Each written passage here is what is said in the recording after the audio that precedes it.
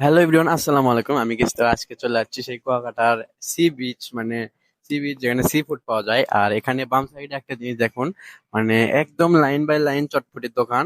And আজকে কিন্তু আমরা আসছি হলো এই যে রাজধানী চটপটি ও ফুচকা হাউসে। এখানে আমরা একটা ফুচকা অর্ডার দিছি, মানে কি রকম সেই জন্য। তো এই দিক দিয়ে কিন্তু সবুজ ভাইয়ের রিভিউ নিয়ে হচ্ছে, মানে কি কি দিয়ে তৈরি হচ্ছে। তো দেন এই যে দেখুন, ফুচকা গুলো কিন্তু ভরানো হচ্ছে। And এই যে দেখেন, ও এগুলো কিন্তু, এই ফুচকাগুলো আপনারা দেখতেছেন, এই ফুচকাগুলো কিন্তু সেই মামা একদম হাতে তৈরি করে। এই যে দেখুন, এখানে কিন্তু ফুচকা একদম বানানো হচ্ছে, একদম রেডি হয়ে গেল। ও আবার টক তৈরি করা হচ্ছে, এরপরে লাস্ট দিয়ে দেওয়া হচ্ছে একদম ডিম। আর ও সেই লাগতেছে দেখতে, জাস্ট ওয়াও। যে দেখুন, আমাদের ফুচকা কিন্তু একদম রেডি।